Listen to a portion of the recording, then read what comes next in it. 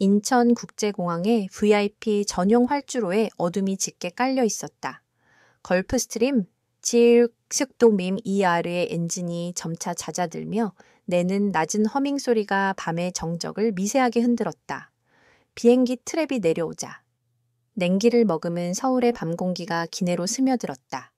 그 공기 속에는 15년이라는 세월의 무게와 함께 잊으려야 잊을 수 없는 과거의 냄새가 섞여 있었다. 한 남자가 트랩 위에서 잠시 걸음을 멈췄다. 칠흑 같은 어둠 속에서도 그의 실루엣은 한치의 흐트러짐이 없었다. 맞춤 제작된 톰 포드 수트는 그의 다부진 체격을 완벽하게 감싸고 있었고 머리부터 발끝까지 흐르는 분위기는 평범한 부유함과는 격이 다른 세상을 지배하는 자의 오만함과 고독함이 동시에 배어 있었다. 그의 이름은 제이든 강, 월스트리트의 살아있는 신화이자 기술 및 금융시장을 주무르는 거대 제국 타이탄 홀딩스의 베일에 쌓인 회장이었다. 하지만 오늘 이 땅을 다시 밟는 그의 이름은 제이든 강이 아니었다. 강민준, 15년 전 가난과 절망 속에서 모든 것을 빼앗기고 이 땅에서 도망치듯 떠나야 했던 청년의 이름, 그의 심장이 희미하게 그러나 분명하게 통증을 호소했다. 회장님, 그의 뒤에서 그림자처럼 서 있던 최진우 실장이 나지막이 불렀다. 최 실장은 민준이 미국에서 맨몸으로 시작할 때부터 함께 해온 유일한 신복이었다. 민준은 대답 없이 활주로 너머로 펼쳐진 도시의 불빛을 응시했다. 수백만 개의 불빛이 밤하늘을 수놓고 있었지만 그의 눈에는 그저 공허한 점들의 나열로 보일 뿐이었다. 저 불빛 어딘가에 그의 심장을 통째로 뜯어간 여인, 이서연이 살고 있을 것이다. 그리고 한 번도 얼굴을 보지 못한 그의 피를 이은 아이도 모든 준비는 끝났습니다. 강민준이라는 이름의 신분은 완벽하게 복원되었습니다. 15년 전 실종 처리되었던 기록은 전산 오류로 정정되었고 회장님은 오랜 해외 체류 끝에 귀국한 평범한 사업가로 등록되어 있습니다. 최 실장의 보고는 언제나처럼 간결하고 정확했다. 민준은 고개를 끄덕였다. 그의 귀환은 철저히 비밀리에 붙여졌다. 제이든 강이라는 이름이 한국에 들어온 순간 수많은 언론과 기업들이 벌떼처럼 달려들 것이고 그의 진짜 목적인 서영과 아이를 찾는 일에 방해가 될 것이 뻔했다. 박씨 일가족 동향은 민준의 목소리는 제트기 엔진 소리보다도 차갑게 울렸다. 청룡그룹은 여전히 건재합니다. 박태수 회장은 재계의 거물로 군림하고 있으며 그의 아들 박지훈은 부사장 직함을 달고 온갖 문제를 일으키고 다니는 모양입니다. 특이사항은 이서연 씨에 대한 기록이 거의 전무하다는 점입니다. 마치 처음부터 존재하지 않았던 사람처럼 말입니다. 민준의 턱 근육이 꿈틀거렸다. 존재하지 않았던 사람이라. 그들은 서연을 그의 인생에서 지워버린 것도 모자라 세상의 기록에서도 지워버리려 한 것이다. 분노가 용암처럼 들끓었지만 그의 표정은 얼음장처럼 고요했다. 지난 15년간 그는 자신의 감정을 통제하는 법을 혹독하게 단련해왔다. 분노는 가장 차가울 때 가장 파괴적인 힘을 발휘한다는 것을 그는 알고 있었다. 활주로 끝에 대기하고 있던 검은색 마이바흐에 오르자 차는 소리 없이 미끄러지며 공항을 빠져나갔다. 한강을 가로지르는 다리를 건널 때 민주는 창밖으로 시선을 던졌다. 강물 위로 비친 도시의 야경이 부서지며 아른거렸다. 15년 전 이 강을 바라보며 그는 피눈물을 삼켰다. 그날은 비가 내렸다. 20살의 가난한 고학생 강민주는 청룡그룹의 총수, 박태수 회장의 서재에 무릎을 꿇고 있었다. 그의 앞에는 사랑하는 연인, 이서연이 눈물범벅이 된 채 서 있었다. 그녀의 뱃속에는 두 사람의 아이가 자라고 있었다. 내 놈 따위가 감히 내 딸을 넘봐. 박태수의 목소리는 얼음 송곳처럼 민준의 심장을 찔렀다. 그의 눈에는 인간에 대한 경멸과 역겨움이 가득했다. 서연이와 아이는 제가 책임지겠습니다. 뭐든지 하겠습니다. 회장님, 책임 벌레만도 못한 놈이 뭘 책임져 내 놈이 할 수 있는 건 딱 하나다. 이 아이를 지우고 내 딸의 인생에서 영원히 사라지는 것. 그럴 수는 없습니다. 민준의 외침에 박태수는 코웃음을 쳤다. 그는 옆에 서 있던 아들 박지훈에게 눈짓했다. 건장한 남자들이 들어와 민준을 끌고 갔다.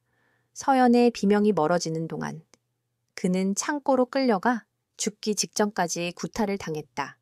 뼈가 부러지고 살이 찢기는 고통 속에서도 그의 머릿속에는 오직 서연의 얼굴만이 맴돌았다. 정신을 차렸을 때 그는 인천항의 한 컨테이너선에 실려 있었다. 주머니에는 약간의 돈과 함께 다시 한국 땅을 밟으면 내 여자의 시체를 보게 될 것이다 라는 피로 쓴 쪽지가 들어 있었다. 그렇게 그는 빈손으로 모든 것을 빼앗긴 채 낯선 땅에 버려졌다. 지난 15년은 전쟁이었다. 살아남기 위해. 그리고 언젠가 그들을 무너뜨리고 서연과 아이를 되찾기 위해 그는 짐승처럼 일했다. 밑바닥을 전전하며 온갖 험한 일을 겪었고 타고난 두뇌와 강철 같은 의지로 월스트리트의 상어들 틈에서 살아남아 마침내 그들의 포식자가 되었다. 제이든 강이라는 이름 아래 쌓아 올린 부와 권력은 오직 단 하나의 목표를 위한 도구일 뿐이었다. 차가 강남의 한 최고급 주상복합 아파트 지하 주차장으로 들어섰다. 펜트하우스는 도시의 야경이 한눈에 들어오는 거대한 통유리로 둘러싸여 있었다. 수십억을 호가하는 예술작품과 최고급 가구들이 놓여 있었지만 공간은 텅 빈 것처럼 차갑고 을씨년스러웠다. 민준에게 이곳은 집이 아니라 복수를 위한 작전 기지일 뿐이었다. 그는 재킷을 벗어 소파에 던지고 서재로 향했다. 벽 한 면을 가득 채운 거대한 스크린에는 청룡그룹의 조직도와 박태수 일가의 모든 구성원들의 사진, 그리고 그들과 관련된 정보들이 빽빽하게 정리되어 있었다. 중심에는 박태수의 사진이, 그리고 그 옆에는 경멸스러운 미소를 짓고 있는 박지훈의 사진이 있었다. 하지만 그 어디에도 이서연의 사진은 없었다. 민주는 직접 준비해온 낡은 지갑을 열었다. 그 안에는 색이 바랜 사진 한 장이 고이 간직되어 있었다. 15년 전 앳된 얼굴로 환하게 웃고 있는 서연의 모습이었다. 찾을 거야. 무슨 일이 있어도.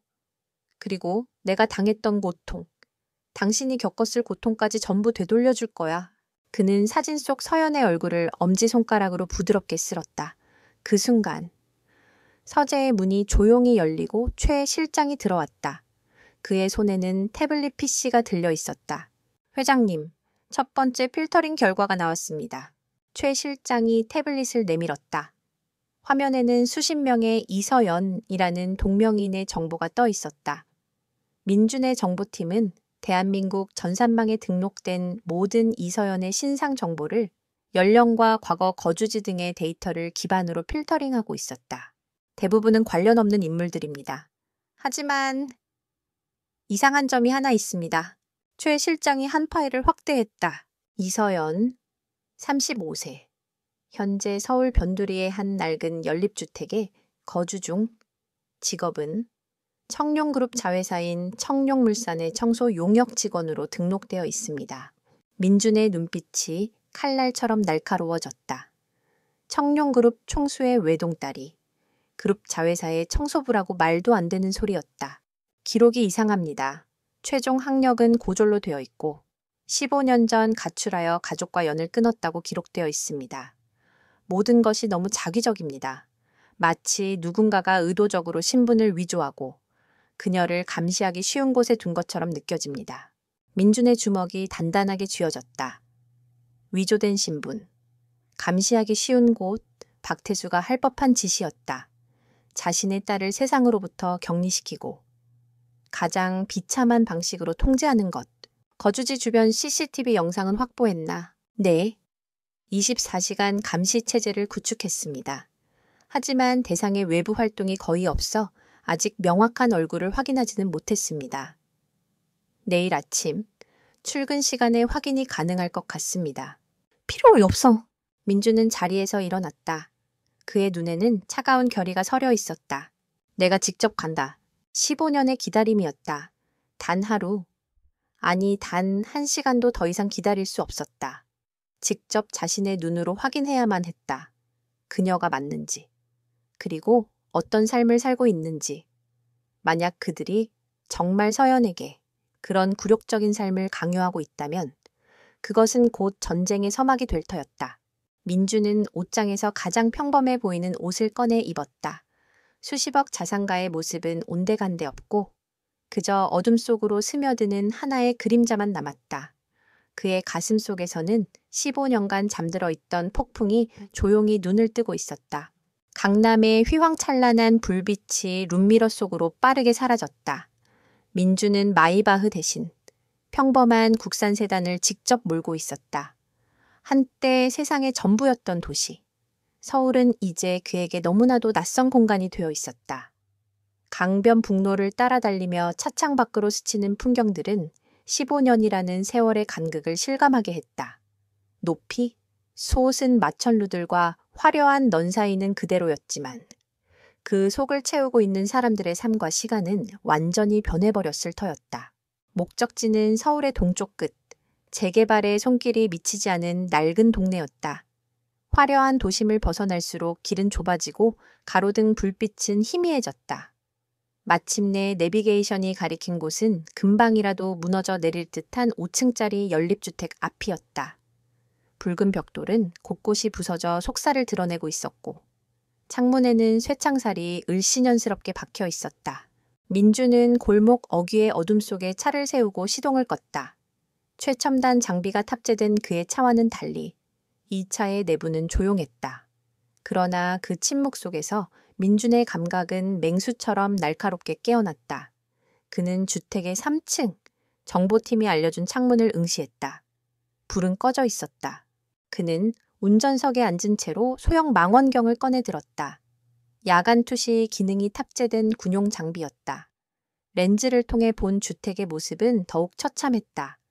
복대는 쓰레기 봉투가 나뒹굴고 있었고 벽에는 온갖 낙서가 가득했다. 청룡그룹 총수의 딸이 살기에는 상상조차 할 수 없는 곳이었다. 박태수! 자기 딸을 이런 곳에 처박아 뒀단 말인가? 분노가 치밀었지만 그는 섣불리 움직이지 않았다. 주택 주변을 천천히 훑던 그의 시선이 한 곳에 멎었다. 주택의 입구와 뒤편 골목을 비추는 위치에 설치된 CCTV 카메라. 낡은 건물과는 어울리지 않는 최신형 모델이었다. 일반적인 방범용 카메라가 아니었다. 특정 대상을 감시하기 위한 목적이 분명했다. 민주는 채 내장된 통신 장비를 통해 최 실장에게 연락했다. 주변 카메라. 전부 해킹해서 영상 피드 나한테 보내. 알겠습니다. 회장님. 몇 분 지나지 않아 대시보드에 숨겨진 모니터에 주택 주변을 비추는 여러 각도의 화면이 떠올랐다. 역시나 카메라는 서연이 살고 있는 삼석 2호의 현관과 창문을 집중적으로 향하고 있었다. 그들은 서연과 아이를 단순한 감시가 아니라 완벽한 통제하에 두고 있었다. 마치 감옥처럼. 시간이 흐르고 동쪽 하늘이 희미하게 밝아오기 시작했다. 민주는 15년 만에 처음으로 뜬 눈으로 밤을 새웠다. 과거에는 절망과 공포 속에서 지새웠던 밤이었지만 오늘의 밤은 분노와 결의로 가득 차 있었다. 바로 그때였다. 3배럴 2호 창문에 희미한 불이 켜졌다. 민준의 심장이 세차게 방망이질을 시작했다. 그는 숨을 죽이고 창문을 주시했다. 흐릿한 커튼 너머로 사람의 그림자가 어른거렸다. 여자의 실루엣이었다. 키가 크고 가녀린 몸매. 서연이 만나 너무 멀고 희미해서 확신할 수 없었다. 그의 심장이 터질 듯이 뛰었다. 지금 당장이라도 달려가 문을 부수고 그녀를 확인하고 싶었다. 하지만 그는 이성을 잃지 않았다. 섣부른 행동은 모든 것을 망칠 수 있었다. 그는 지난 15년간 복수를 위해 자신을 담금질해왔다. 인내는 그의 가장 강력한 무기 중 하나였다. 잠시 후 3극 2호의 현관문이 삐걱거리는 소리와 함께 열렸다. 민주는 망원경에 눈을 고정했다. 문틈으로 나온 것은 서연이 아니었다. 교복을 입은 앳된 소녀였다. 길게 묶은 머리, 하얀 피부, 그리고 민주는 숨을 멈췄다. 소녀의 얼굴에는 15년 전 그가 그토록 사랑했던 서연의 모습이 그대로 담겨 있었다. 큰 눈망울과 오똑한 코, 굳게 담은 입술까지. 하지만 그뿐만이 아니었다. 무심하게 정면을 응시하는 날카로운 눈매와 차가운 분위기는 놀랍도록 민준 자신을 닮아 있었다. 내 딸 하나구나, 강하나. 민준의 눈시울이 뜨거워졌다. 단 한 번도 안아보지 못한 딸. 이름조차 제대로 불러보지 못한 딸이 저렇게 자라 있었다. 그는 손을 뻗어 딸의 얼굴을 만져보고 싶었지만 그가 만질 수 있는 것은 차갑고 단단한 자동차 유리창뿐이었다. 하나라는 이름의 소녀는 어깨에 낡은 책가방을 메고 계단을 내려왔다. 표정에는 나이에 맞지 않는 깊은 그늘과 경계심이 서려 있었다. 주위를 한번 휙 둘러보는 모습은 마치 무언가에 쫓기는 작은 짐승 같았다. 아니나 다를까. 하나가 골목을 벗어나자 검은색 세단 한 대가 소리 없이 뒤를 따랐다. 노골적인 미행이었다. 민준의 눈에 살기가 번뜩였다. 그는 즉시 초의 실장에게 차량 번호를 전송했다. 저 차 샅샅이 뒤져. 운전자부터 배우까지 전부. 딸의 모습을 시야에서 놓치지 않으면서 그는 다시 삼색 2호를 주시했다. 얼마 지나지 않아 문이 다시 열리고 한 여자가 나왔다. 민주는 망원경을 고쳐 잡았다. 순간 그의 세상이 멈췄다. 이서연이었다. 그가 꿈속에서도 그리던 얼굴. 하지만 사진 속에서 환하게 웃던 생기 넘치던 모습은 온데간데 없었다. 그녀의 얼굴은 핏기 없이 창백했고 눈은 깊게 패어 공허했다. 화장기 없는 얼굴에는 삶의 고단함이 그대로 새겨져 있었다. 값싼 회색 작업복을 입은 그녀의 어깨는 무거운 짐에 짓눌린 듯 축 처져 있었다. 그녀는 한때 대한민국을 호령하는 재벌가의 공주였다. 세상의 모든 것을 가졌던 그녀가 지금은 허름한 청소 용역 복장을 하고 있었다. 그녀의 손에는 걸레와 양동이가 들려 있었다. 민준의 심장이 산산조각 나는 듯했다. 박태수, 그 악마 같은 인간이 자신의 딸에게, 그리고 그의 여자에게 무슨 짓을 한 것인가. 이것은 단순한 감시나 통제가 아니었다. 이것은 영혼을 파괴하는 고문이었다. 서연은 고개를 푹 숙인 채 딸이 사라진 방향과 반대쪽으로 힘없이 걸어갔다. 그녀의 뒤는 아무도 따르지 않았다. 그럴 필요가 없다는 뜻이었다. 그녀는 이미 모든 것을 포기한 사람처럼 보였다. 날개가 부러진 새는 더 이상 날아갈 수 없다는 것을. 감시자들은 너무나도 잘 알고 있었다. 민주는 차마 그녀의 뒷모습을 더 이상 볼 수 없어 눈을 감았다. 눈꺼풀 안으로 그녀의 절망적인 얼굴과 딸의 불안한 눈빛이 번갈아 떠올랐다. 15년간 그를 버티게 했던 희미한 희망의 불씨가 처참한 현실 앞에서 꺼져버리고 그 자리에는 차가운 분노의 불길만이 거세게 타올랐다. 그는 운전대를 잡은 손에 힘을 주었다. 손가락 마디마디가 하얗게 질릴 정도였다. 한참의 침묵 후 통신 장치에서 최 실장의 목소리가 들려왔다. 회장님, 미행 차량은 청룡그룹 산하 보안업체 블루실드 소속입니다. 운전자는 전직 형사 출신으로 박지훈 부사장의 개인적인 지시를 받는 인물입니다. 그리고 이서연 씨와 강하나 양의 모든 금융거래와 통신 기록이 박지훈 부사장에게 실시간으로 보고되고 있었습니다. 두 사람의 계좌에는 매달 최저 생계비 수준의 금액만이 입금되고 있었고 그마저도 사용 내역이 전부 감시당하고 있었습니다. 그들은 사실상 완벽한 경제적 통제하에 있었습니다. 보고를 듣는 민준의 표정에는 아무런 변화가 없었다. 그는 이미 모든 것을 예상하고 있었다. 아니, 그가 예상했던 것보다 현실은 훨씬 더 지독했다. 하나 양이 다니는 학교는 어떻지? 평범한 일반 고등학교입니다. 하지만 학교에도 블루실드 요원들이 학생 안전지도 명목으로 상주하며 하나 양을 감시하고 있었습니다. 교우 관계는 거의 없는 것으로 파악됩니다. 철저히 고립되어 있습니다. 고립, 통제, 빈곤, 박태수와 박지훈은 서영과 하나를 사회적으로, 경제적으로, 그리고 정신적으로 철저하게 말살시키고 있었다. 민주는 다시 눈을 떴다. 그의 눈은 더 이상 슬픔이나 그리움에 젖어 있지 않았다. 그곳에는 오직 지옥의 악마와도 같은 냉혹하고 잔인한 사례만이 번뜩이고 있었다. 그는 대시보드 모니터를 켰다. 한쪽에는 학교 CCTV를 통해 본 하나가 교실에 홀로 앉아 창밖을 보는 모습이, 다른 한쪽에는 청룡물산 빌딩 복도에서 묵묵히 바닥을 닦고 있는 서연의 모습이 실시간으로 비치고 있었다. 사랑하는 두 여인은 서로 다른 장소에서 똑같은 절망의 감옥에 갇혀 있었다. 최 실장, 네? 회장님, 계획을 변경한다. 청룡그룹을 서서히 무너뜨리는 건 너무 자비로운 처사야. 민준의 목소리는 얼음처럼 차가웠다. 그들이 내 가족에게 줬던 절망을 나는 1000배, 10,000배로 돌려줄 것이다. 그들이 가장 소중하게 여기는 것부터 시작해서 그들의 존재 자체를 이 세상에서 지워버릴 거다. 희미한 흔적을 쫓아온 그의 여정은 이제 막다른 골목에 다다랐다. 그리고 그 막다른 골목의 끝에서 그는 복수의 신이 되기로 결심했다. 서울의 하늘 아래 거대한 폭풍이 조용히 그 눈을 뜨고 있었다. 며칠간의 추적과 감시는 민준에게 그의 아내와 딸이 처한 현실을 조각처럼 맞춰주었다. 그러나 오늘 그는 그 조각들이 모여 완성된 끔찍한 그림의 실체를 목도하게 될 것이었다.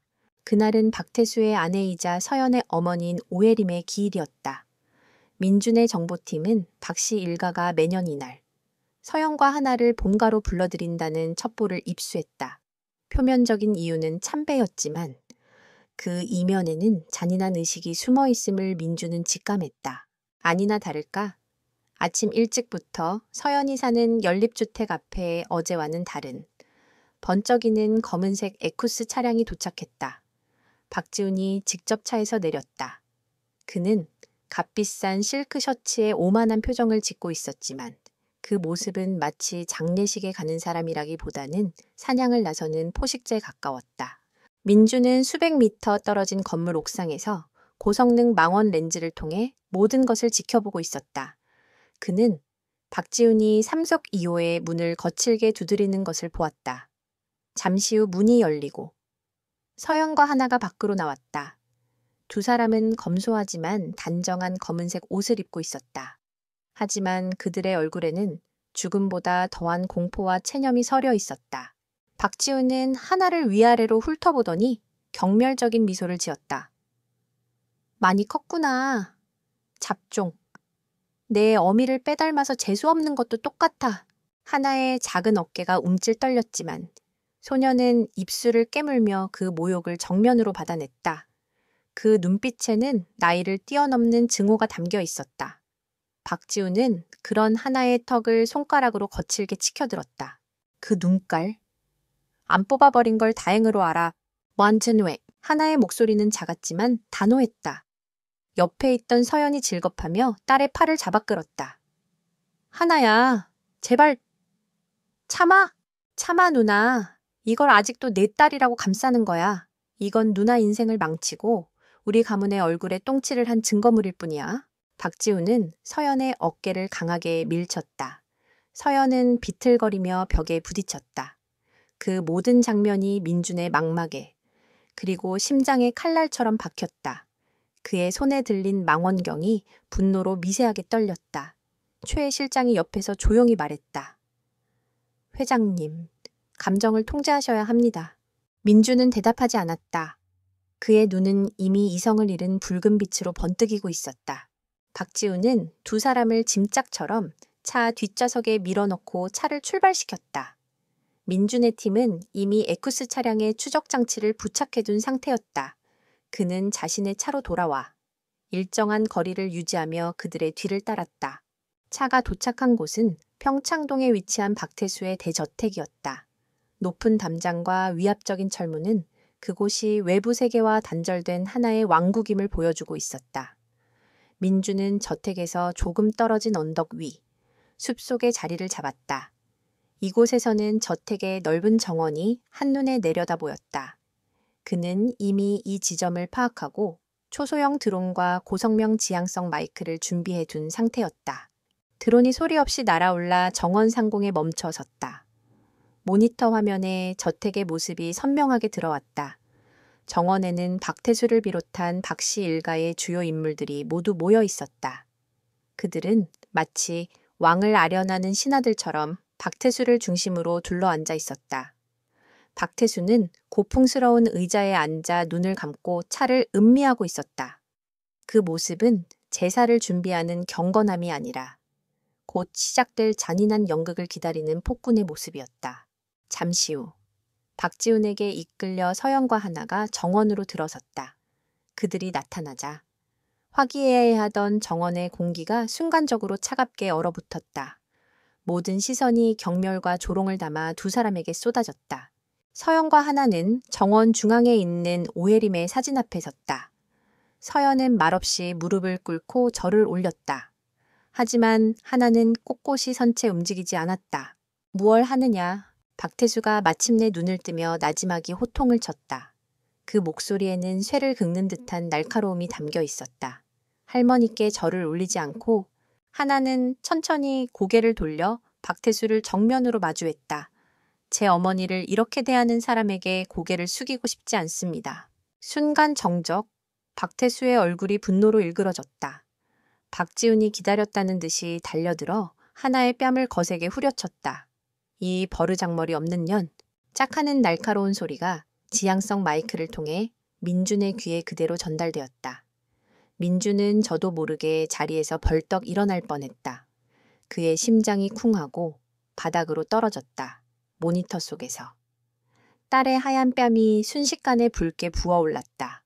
하나의 입가에서 피가 흘러내렸다. 하지만 소녀는 울지 않았다. 그저 더 강렬한 증오의 눈빛으로 박지훈을 쏘아볼 뿐이었다. 그만해. 서연이 딸을 감싸 안으며 절규했다. 제발. 아이는 건드리지 마세요. 아버지, 제가 잘못했어요. 제가 다 잘못했어요.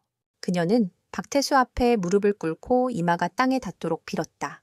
그 모습에 박씨 일가의 사람들은 오히려 재미있다는 듯 낄낄거리기 시작했다. 박태수는 자리에서 천천히 일어났다. 그는 서연의 앞에 다가와 그녀를 싸늘하게 내려다보았다. 내년이 잘못한 게 뭔지는 아느냐. 내년이 저 더러운 잡종을 낳아 내 아내를 죽게 만든 것이다. 혜림이는 너를 낳고 몸이 약해졌어. 그런데 내년이 가문의 반대를 무릅쓰고 저딴 벌레 같은 놈의 씨를 벤 충격으로 병을 얻어 죽은 거야. 네가 네 어미를 죽인 살인자다. 민준의 머릿속이 하얗게 비었다. 오해림은 지병으로 죽었다. 서연이 그를 만기 전부터 앓고 있던 병이었다. 그런데 저 악마는 그 모든 것을 서연과 아직 태어나지도 않았던 아이의 탓으로 돌리고 있었다. 아닙니다. 아니에요. 서연은 힘없이 고개를 저으며 울부짖었다. 박태수는 그녀의 말을 무시하고 말을 이었다. 매년 이날, 내년과 저 잡종을 여기로 부르는 이유가 뭔지, 아나 내년들이 어떤 죄를 지었는지 뼈저리게 느끼게 해주기 위함이다. 내년들은 인간이 아니다. 우리 가문의 수치이자. 기생충일 뿐이야. 박태수가 손짓하자 하인이 음식이 담긴 쟁반을 들고 왔다. 하지만 그것은 사람이 먹는 음식이 아니었다. 개 사료 그릇에 담긴. 먹다 남은 음식물 쓰레기들이었다. 박지훈은 그 그릇을 서연과 하나의 앞에 던졌다. 자, 너희들 몫이다. 기어와서 먹어. 개처럼. 인간의 존엄성을 완전히 짓밟는 행위였다. 서연은 충격에 말을 잇지 못하고 떨기만 했다. 하지만 그 순간 하나가 벌떡 일어섰다. 우린 개가 아니에요. 소녀는 음식 그릇을 발로 찼다. 음식물 쓰레기가 사방으로 튀었고 일부가 박지훈의 바지에 묻었다. 이 개 같은 년이. 분노가 폭발한 박지훈이 하나에게 달려들어 발길질을 시작했다. 안 돼. 서연이 비명을 지르며 딸의 위로 몸을 던져 덮었다. 박지훈의 발길질은 고스란히 서연의 등과 어깨로 쏟아졌다. 흑, 끄. 서연은 신음소리조차 제대로 내지 못하고 고통을 삼켰다. 민주는 그 광경을 보고 있었다. 그의 시야가 붉게 물들었다. 귀에서는 심장이 터질 듯한 굉금이 울리고 온몸에 피가 역류하는 듯했다. 이성은 이미 산산조각 났다. 그의 안에서 무언가 단단히 끊어지는 소리가 들렸다. 그는 옆에 있던 초의 실장의 멱살을 잡았다. 저택 경비 병력은 사설, 경호원 30명. 모두 블루실드 소속입니다. 5분 안에 전부 처리하고 길을 열어. 못하면 내가 내 놈부터 죽인다. 민준의 목소리는 지옥에서 울려 퍼지는 악마의 소리 같았다. 그의 눈은 이미 인간의 것이 아니었다. 최 실장은 전율했다. 지난 10년간 그를 보좌하며 단 한 번도 본 적 없는 모습이었다. 하지만 그가 움직이려던 순간 박태수가 손을 들어 박지훈을 제지했다. 됐다. 오늘은 여기까지 하지. 그는 엉망이 된 서연과 하나를 벌레 보듯 내려다보며 말했다. 치워라. 하인들이 다가와 거의 반죽음이 된 서연을 일으켜 세웠다. 하나는 눈물을 꾹 참으며 어머니를 부축했다. 그들은 짐승처럼 질질 끌려 정원을 나갔다. 박씨 일가 사람들은 아무 일도 없었다는 듯이 다시 차를 마시며 담소를 나누기 시작했다. 그 지옥 같은 연극이 끝났다. 민주는 움직이지 않았다. 그는 모니터 속에서 평온을 되찾은 정원의 모습을, 그리고 멀어져가는 에쿠스 차량을 번갈아 보았다. 그의 얼굴에서 모든 감정이 사라지고 차가운 돌처럼 굳어 있었다. 그를 지배하던 살인적인 분노는 사라지지 않았다. 다만 더 깊고, 더 차갑고, 더 잔인한 무언가로 변이했을 뿐이었다. 그것은 단순한 복수심을 넘어선 존재 자체를 말살시키겠다는 절대적인 파괴의 의지였다. 그는 조용히 최 실장에게 말했다. 목소리는 놀랍도록 침착했다. 계획, 전면 수정한다. 최 실장은 긴장하며 그의 다음 말을 기다렸다. 저들을 그냥 파산시키는 건 너무 쉬운 죽음이다. 나는 저들에게서 모든 것을 빼앗을 거다. 돈, 명예, 권력, 그리고 마지막에는 희망까지. 저들이 내 아내와 딸에게 주었던 것과 똑같은. 아니, 그 이상의 지옥을 선물해 줄 거야. 민주는 몸을 돌려 숲을 걸어 나왔다. 그의 등 뒤로 평창동의 호화로운 저택은 마치 거대한 무덤처럼 서 있었다. 그날 강민준이라는 남자는 완전히 죽었다. 그리고 그 자리에는 오직 복수만을 위해 존재하는 냉혹한 악마, 제이든 강만이 남았다. 지옥의 문이 활짝 열렸다. 평창동의 지옥 같은 풍경은 강민준의 망막의 낙인처럼 새겨졌다. 펜트하우스로 돌아온 그는 샤워기에서 쏟아지는 뜨거운 물을 맞으며 서 있었다. 하지만 물줄기는 그의 몸을 들 수 없었고 그의 영혼을 불태우는 분노의 불길을 잠재울 수도 없었다. 그는 거울 앞에 섰다. 거울 속에는 낯선 남자가 서 있었다. 눈은 핏발이 서 있었고 그 안에는 모든 인간적인 감정이 소멸된 후의 공허함과 얼음 같은 사례만이 남아 있었다. 그는 더 이상 강민준이 아니었다. 사랑하는 여자를 위해 눈물 흘리고 빼앗긴 과거에 아파하던 남자는 오늘 딸의 뺨 위로 흐르던 핏방울과 함께 죽었다. 이제 남은 것은 오직 제이든 강. 목표를 위해서라면 세상이라도 불태울 수 있는 냉혹한 복수자뿐이었다. 그는 서재로 들어가 거대한 스크린 앞에 섰다. 화면 가득한 박씨 일가의 사진들을 그는 말없이 응시했다. 마치 사냥감이 될 먹잇감들을 뜯어보는 굶주린 늑대처럼. 한참의 침묵 끝에 그는 세 통의 전화를 걸었다. 첫 번째 전화는 그의 그림자이자 오른팔인 최진우 실장에게였다. 지금 바로 여기로 와. 두 번째 전화는 암호화된 위성 회선을 통해 태평양 건너편의 한 외딴 섬으로 연결되었다. 헬리오스, 때가 됐다. 첫 비행기로 서울로 들어와 수화기 너머에서 가벼운 휘파람 소리와 함께 명랑한 목소리가 들려왔다. 오, 나의 제왕께서 드디어 칼을 뽑으시는군. 좋아, 팝콘이나 잔뜩 사들고 가지. 헬리오스, 나이도, 국적도, 본명도 알려지지 않은 전설적인 해커, 전 세계 금융 시스템을 마비시킬 뻔했던 그를 NSA와 FBI의 추적으로부터 구해준 것이 바로 민준이었다. 그 이후로 헬리오스는 민준에게 절대적인 충성을 맹세했다. 세 번째 전화는 뉴욕 맨해튼의 한 로펌 대표실로 연결되었다. 글로리아, 모든 스케줄 취소하고 당장 서울행 비행기에 올라타. 무슨 일이죠? 제이든 K&L 그룹 인수건이 막바지인데 수화기 너머의 목소리는 날카롭고 이지적이었다. 그깟 인수건보다 1000배는 더 중요한 일이야. 이건 비즈니스가 아니라 전쟁이야. 글로리아 킴. 월스트리트의 저승사자로 불리는 한국계 미국인 변호사. 거대 기업들을 합법의 테두리 안에서 갈갈이 찢어놓는 것으로 유명한 그녀는 민준의 제국, 타이탄 홀딩스의 법률적 방패이자 창이었다. 1시간 후, 세 사람이 민준의 펜트하우스 서재에 모였다. 최진우 실장은 늘 그렇듯 묵묵히 민준의 뒤에 섰다. 형형색색으로 머리를 염색하고 후드티에 찢어진 청바지를 입은 헬리오스는 소파에 거의 눕다시피 앉아 태블릿을 만지작거렸다. 완벽한 비즈니스 정장 차림의 글로리아 킴은 팔짱을 낀 채 날카로운 눈으로 민준을 응시했다. 민준은 아무 말 없이 스크린에 영상을 띄웠다. 오늘 낮에 드론으로 촬영했던 평창동 저택의 영상이었다.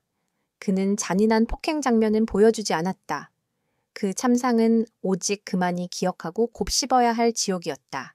대신 그는 초라한 행사에게 서영과 하나가 박씨 일가 앞에서 고개를 숙이고 있는 장면, 그리고 그들을 둘러싼 자들의 경멸적인 표정만을 보여주었다. 화면 속의 여자는 내가 되찾으려 했던 아내, 이서연이다. 그리고 저 아이는 내 딸, 강하나. 민준의 목소리는 감정이 배제된 채 사실만을 전달하고 있었다. 하지만 그 건조함 속에 담긴 엄청난 무게감에 서재 안의 공기가 무겁게 내려앉았다. 지난 15년간 그들은 박씨 일가에 의해 저렇게 살아왔다. 감시당하고 통제당하고 인간 이하의 취급을 받으면서 그는 스크린에 다른 파일들을 띄웠다. 서연과 하나의 위조된 신상 정보, 통제된 금융기록, 병원에 남겨진 과거의 폭행 의심 기록들, 그리고 그들을 감시하는 블루실드 요원들의 신상까지. 데이터들은 그 자체로 하나의 거대한 기소장이었다. 헬리오스는 휘파람을 불며 자리에서 일어났다. 그의 얼굴에서 장난기는 사라지고 차가운 분노가 서려 있었다. 글로리아 킴의 미간에는 깊은 주름이 잡혔다. 변호사로서 수많은 추악한 사건들을 다뤄왔지만 이토록 집요하고 잔인한 정신적 학대는 처음 보는 것이었다. 그래서 우리의 목표는 저 청룡그룹이라는 곳의 파산인가요? 글로리아가 물었다. 아니. 민준은 단호하게 고개를 저었다. 그는 스크린 앞에 서서 그의 3명의 충신들을 돌아보았다. 그의 눈빛은 어둠보다도 깊었다. 단순한 파산은 자비일 뿐이다. 나는 그들에게서 모든 것을 빼앗을 것이다. 돈, 명예, 권력, 사회적 지위, 그들이 의지하고 자랑스러워하는 모든 것을 내 손으로 산산조각 낼 거야. 그의 목소리는 낮았지만 서재 전체를 압도하는 힘이 있었다. 그것은 밤의 어둠 속에서 내려진 엄숙한 맹세였다. 나는 그들의 추악한 비밀을 세상에 드러내 그들을 사회적으로 매장시킬 것이다.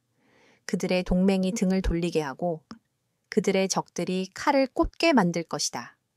그들이 서로를 의심하고 물어뜯게 만들어 스스로 지옥의 불구덩이 속으로 걸어 들어가게 할 것이다.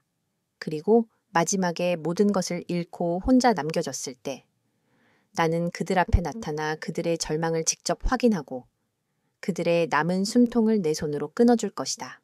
침묵. 세 사람은 숨 쉬는 것조차 잊은 채 민준의 말을 듣고 있었다. 이것은 복수가 아니었다. 이것은 신의 심판을 대행하려는 한 남자의 선전포고였다. 민준은 그의 3명의 사도에게 시선을 돌리며 각자의 역할을 부여했다. 헬리오스, 말씀하시죠. 보스. 박씨 일가와 청룡그룹의 모든 디지털 기록을 파헤쳐 숨겨진 계좌, 불법 거래 내역, 탈세 증거, 정관계 로비 장부, 심지어 그들이 주고받은 시시콜콜한 이메일까지 먼지 한 톨 남기지 말고 전부 긁어 모아 나는 그들의 부패 네트워크 전체 지도가 필요하다. 헬리오스의 손가락이 허공에서 춤을 추듯 움직였다. 3일? 아니, 이틀이면 충분해. 그들의 방화벽은 내게는 종이장이나 마찬가지니까. 글로리아? 네. 제이든. 청룡그룹의 모든 법률적 약점을 분석해 자회사들의 지배구조, 계약서의 독소 조항, 특허 분쟁 가능성, 뭐든지 찾아내. 나는 그들을 끝없는 소송의 지옥에 빠뜨릴 법률적 무기들이 필요하다. 그들이 변호사를 선임하는 비용만으로도 회사가 휘청거리게 만들어 글로리아의 입가에 차가운 미소가 걸렸다. 아주 흥미로운 사건이 되겠네요. 제 전문 분야이기도 하고요. 마지막으로 그는 최진우 실장을 보았다. 최 실장. 네, 회장님. 휴먼 인텔리전스를 가동해 박 씨 집안의 운전기사, 가정부, 비서들까지 전부 포섭하거나 매수해 그들의 적들을 파악하고 그들에게 우리가 가진 정보를 미끼로 던져줘. 우리는 외부와 내부에서 동시에 그들의 숨통을 조일 것이다. 당신은 이 전쟁의 야전 사령관이다. 최 실장은 아무 말 없이 깊이 고개를 숙였다. 그의 눈에는 절대적인 충성과 결의가 담겨 있었다. 명령이 내려졌다. 민준의 복수를 위한 거대한 기계가 마침내 움직이기 시작했다. 헬리오스는 즉시 휴대용 워크스테이션을 펼치고 키보드 위에서 손가락을 놀리기 시작했다. 스크린에는 의미를 알 수 없는 코드들이 폭포수처럼 쏟아져 내렸다. 청룡그룹의 철옹성 같던 서버가 속수무책으로 뚫리고 있었다. 글로리아 킴은 뉴욕의 팀과 화상회의를 연결해 당장 청룡그룹에 대한 분석에 착수하라고 지시했다. 그녀의 목소리는 얼음처럼 차갑고 정확했다. 최진우 실장은 준비해 온 리스트를 펼치고 첫 번째 포섭 대상에게 연락을 취하기 시작했다. 민주는 그 모습을 말없이 지켜보았다. 그는 배가서 위스키 한 병을 꺼내 잔에 따랐다. 얼음도 넣지 않은 스트레이트였다. 그는 창가로 다가가 서울의 야경을 내려다보았다. 수백만 개의 불빛이 그의 발 아래에서 반짝였다. 15년 전, 그는 저 불빛 아래에서 모든 것을 잃었다. 이제.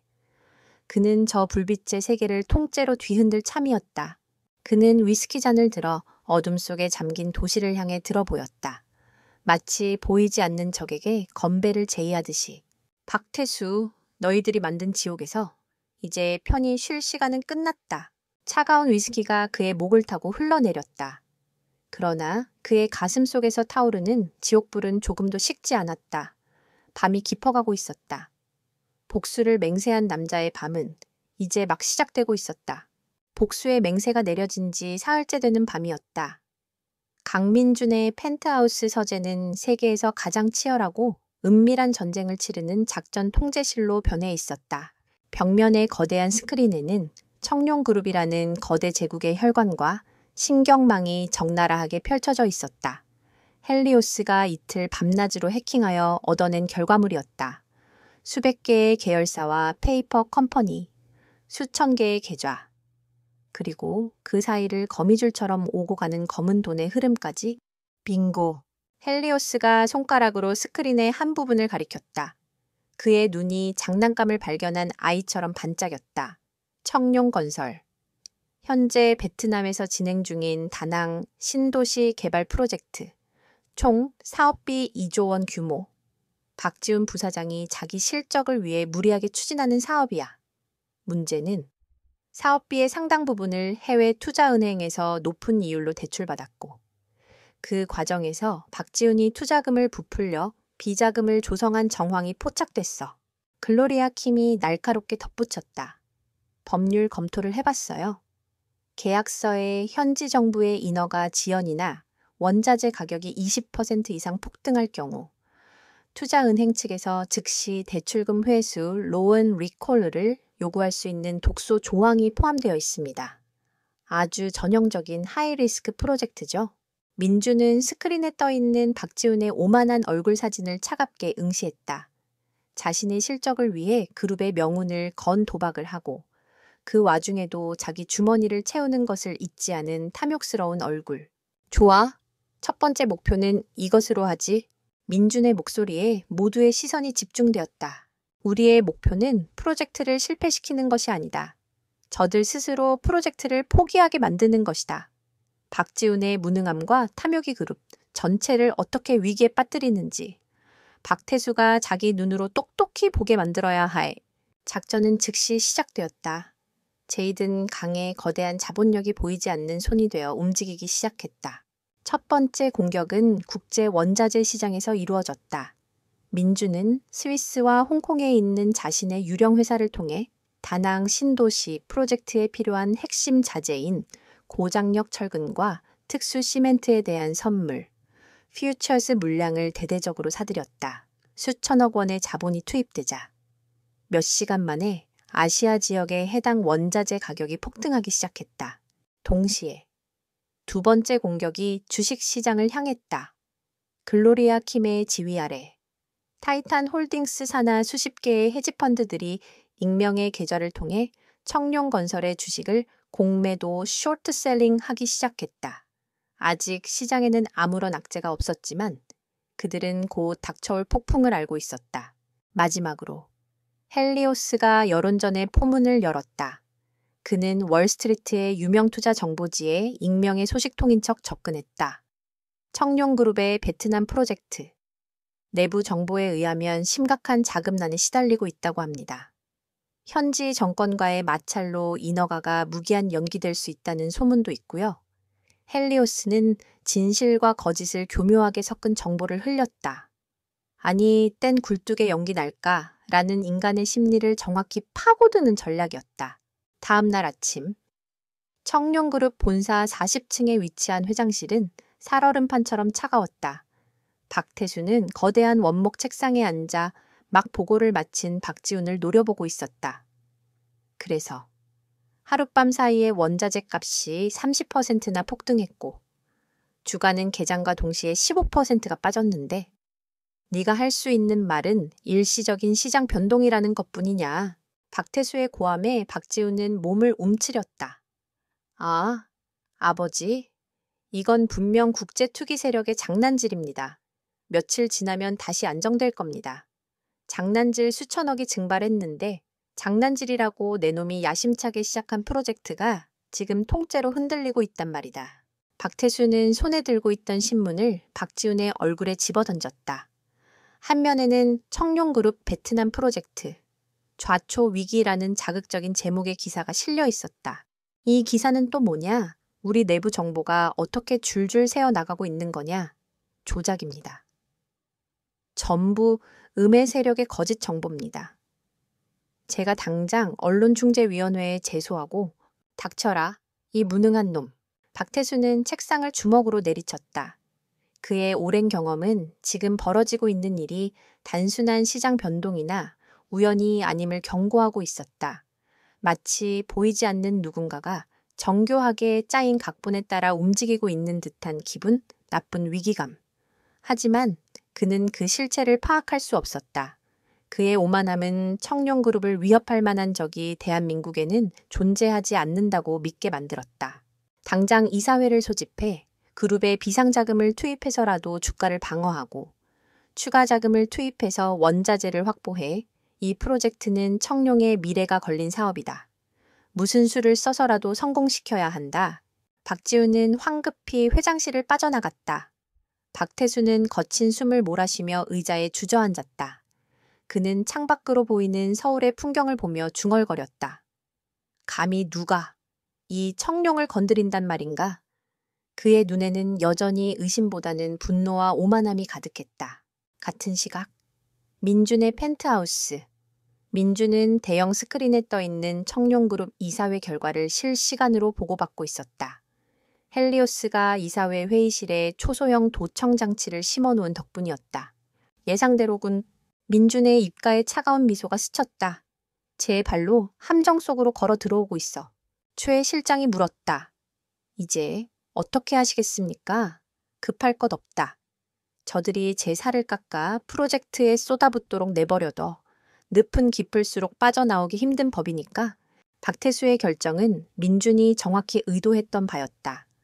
그룹의 다른 건실한 사업에 쓰여야 할 자금들이 밑빠진 독이나 다름없는 베트남 프로젝트로 흘러 들어가기 시작했다. 청룡이라는 거대한 배가 스스로 제 몸에 구멍을 내고 있는 셈이었다. 민주는 자리에서 일어나 창가로 걸어갔다. 그의 손에는 서연의 낡은 사진이 들려 있었다. 보고 있어. 서연아, 이제 시작일 뿐이야. 저들이 너와 우리 딸에게 주었던 고통에 비하면. 이건 아무것도 아니지. 첫 번째 수는 던져졌다. 체스판의 왕은 아직 자신의 상대가 누구인지도 모른 채 성급하게 첫 번째 말을 움직였다. 그러나 그 말은 이미 상대의 교묘한 함정 위에 놓여 있었다. 청룡그룹의 사람들은 아무도 몰랐다. 그들이 느끼는 작은 진동이 사실은 그들의 제국을 통째로 무너뜨릴 거대한 지진의 전조라는 것을, 그리고 그 지진의 진원지에 15년간의 분노를 품고 돌아온 한 남자가 서 있다는 것을. 복수의 첫 번째 장은 그렇게 피 한 방울 흘리지 않고 조용히 막을 올렸다. 몇 주가 흘렀다. 강민준이 던진 첫 번째 돌멩이가 일으킨 파문은 청룡그룹이라는 거대한 호수 전체를 뒤흔들고 있었다. 박지훈의 베트남 프로젝트는 이제 명백한 실패작이 되어 그룹의 재정을 좀먹는 암적인 존재로 전락했다. 박태수는 아들의 실패를 만회하기 위해 다른 계열사의 자금까지 무리하게 끌어다 썼지만 늪에 빠진 허우적거림일 뿐이었다. 프로젝트는 진척되지 않았고 빚은 눈덩이처럼 불어났다. 그룹 내부에서는 박지훈의 경영 능력에 대한 불신과 박태수의 독단적인 결정에 대한 불만이 수면 아래에서 부글거리기 시작했다. 그러나 민준에게 이것은 전초전에 불과했다. 금융 공격으로 그들의 팔다리를 묶었다면 이제는 그들의 심장을 겨눌 차례였다. 펜트하우스의 스크린에는 박태수의 40년 지기 운전기사 김영철의 프로필이 떠 있었다. 최진우 실장의 보고가 이어졌다. 김영철 기사. 2년 전 아내가 희귀병으로 쓰러졌지만 박태수는 병원비 지원을 거절했습니다. 결국 아내는 치료 시기를 놓쳐 사망했고 그는 박태수에게 깊은 원한을 품고 있습니다. 포섭을 완료했습니다. 그가 40년간 비밀리에 기록해온 박태수의 비자금 장부를 확보했습니다. 스크린에 낡은 노트 사진이 나타났다. 페이지마다 날짜, 장소, 인물, 금액이 빽빽하게 적혀 있었다. 정치인, 검사, 국세청 고위관리들의 이름이 망라되어 있었다. 헬리오스가 해킹으로 찾아낸 디지털 증거와 정확히 일치하는 스모킹 건이었다. 민준의 눈이 차갑게 빛났다. 때가 됐다. 이 폭탄을 터뜨릴 사람을 찾아야지. 그의 선택은 뜻밖이었다. 거물급 정관 변호사가 아닌 대쪽 검사라는 별명으로 불리는 서울중앙지검의 젊은 검사. 서지혁이었다. 서지혁은 재벌들의 불법 행위에 대해 타협 없는 수사로 유명했지만 그 때문에 번번이 외압에 의해 좌천되곤 했다. 그에게는 정의를 실현할 힘이 필요했고 민주는 그에게 힘을 실어줄 생각이었다. 글로리아 킴이 모든 증거를 법률적으로 완벽하게 정리하여 하나의 파일로 만들었다. 헬리오스는 이 파일을 절대 추적이 불가능한 경로를 통해 서지혁 검사의 개인 이메일로 전송했다. 대한민국의 정의를 위하여 라는 익명의 메시지와 함께 동시에 장부의 일부 내용, 특히 대중의 분노를 가장 크게 살만한 부분만을 발췌하여 국내 최대 탐사보도 전문 매체의 이진석 기자에게 제보했다. 서지혁 검사가 법의 칼을 빼들 때 여론이라는 거대한 파도가 그의 방패가 되어주도록 하기 위함이었다. 그리고 마침내 폭풍이 몰아쳤다. 며칠 후 청룡그룹 본사 빌딩 로비에 수십 명의 검찰 수사관들이 들이닥쳤다. 압수수색 영장을 든 서지혁 검사가 선두에 서 있었다. 그룹은 발칵 뒤집혔다. 박태수는 자신의 사무실에서 이 모든 광경을 CCTV로 지켜보며 치를 떨었다. 서지혁, 감히 애송이 검사놈이. 그가 평소 돈으로 관리하던 검찰 고위 라인에 전화를 걸었지만 돌아오는 대답은 냉담했다. 이번 건은 저희도 막을 수가 없습니다. 회장님, 증거가 너무 명백해서요. 같은 시각 이진석 기자의 단독 보도가 인터넷을 통해 퍼져나가기 시작했다. 단독, 청룡그룹, 수천억 원대 비자금 조성, 정관계 로비 정황 포착 기사는 순식간에 모든 포털 사이트의 메인 뉴스를 장식했다. 대중의 분노가 들끓었다. 청룡그룹 불매운동의 조짐까지 보이기 시작했다. 그날 밤 박태수의 저택은 전쟁터나 다름없었다. 이게 다 내 놈 때문이야. 박태수는 박지훈의 멱살을 잡고 고함을 질렀다. 내 놈이 베트남 사업으로 그룹을 휘청거리게 만드니 하이에나 같은 놈들이 이때다 싶어 달려드는 것 아니냐. 박지훈도 지지 않고 맞섰다. 그의 얼굴은 공포와 분노로 뒤섞여 있었다. 아버지야말로 구시대적인 방법으로 회사를 운영하시니까 이런 일이 생긴 것 아닙니까? 언제까지 검은 돈으로 모든 걸 해결할 수 있을 거라고 생각하셨어요, 뭐. 이 자식이 제가 베트남 사업만 성공시켰어도 이런 일은 없었을 겁니다. 아버지가 제대로 지원만 해주셨더라면 두 사람은 서로에게 책임을 떠넘기며 추하게 싸웠다. 그들의 눈에는 눈앞에 위기만이 보일 뿐, 이 모든 것이 하나의 거대한 계획 아래 움직이고 있다는 사실은 꿈에도 상상하지 못했다. 그들의 오만함이 그들의 눈을 멀게 하고 있었다. 한편 서울 변두리의 낡은 연립주택, 서연과 하나는 작은 텔레비전 화면에서 흘러나오는 청룡그룹 압수수색 뉴스를 묵묵히 보고 있었다. 앵커의 흥분된 목소리가 방 안을 채웠다. 하나의 입가에 희미한 미소가 걸렸다. 통쾌했다. 자신과 어머니를 짐승처럼 취급하던 자들이 법의 심판을 받는다는 사실이. 그러나 서연의 얼굴은 하얗게 질려 있었다. 그녀는 두려움에 떨고 있었다. 그녀에게 박태수와 박지우는 증오의 대상인 동시에 벗어날 수 없는 굴레였다. 저 거대한 성이 무너진다면 그 안에 갇힌 자신과 딸의 운명은 어떻게 될까? 자유가 올까? 아니면 더 끔찍한 나락으로 떨어지게 될까? 그녀는 아무것도 확신할 수 없었다. 딸의 복잡한 심경을 알 리 없는 하나는 서연의 손을 잡았다. 엄마? 봤지, 저 사람들도 벌 받을 수 있어. 우리도 언젠가 저기서 벗어날 수 있을 거야. 서연은 힘없이 고개를 끄덕였지만 그녀의 눈동자는 여전히 불안으로 흔들리고 있었다. 같은 시각 도시의 가장 높은 곳. 민주는 자신의 펜트하우스에서 이 모든 소동을 와인잔을 기울이며 관망하고 있었다. 스크린에는 검찰에 출두하는 박태수의 초췌한 모습, 분노한 시민들의 고함, 그리고 청룡그룹의 주가가 끝없이 추락하는 그래프가 동시에 떠 있었다. 그가 만들어낸 보이지 않는 폭풍은 이제 지상으로 올라와 모든 것을 집어삼키고 있었다. 최진우 실장이 다가와 보고했다. 서지혁 검사. 예상대로 수사에 박차를 가하고 있습니다. 박태수 회장은 출국 금지 조치가 내려졌고 박지훈 부사장에 대한 내사도 시작되었습니다. 민주는 고개를 끄덕였다. 아직 부족해. 그의 눈은 여전히 배고팠다. 저들은 아직도 자신들의 오만함 때문에 쓰러지고 있다고 착각하고 있겠지. 이제 슬슬 알려줄 때가 된 것 같군. 자신들의 적이 누구인지. 민주는 와인잔을 내려놓았다.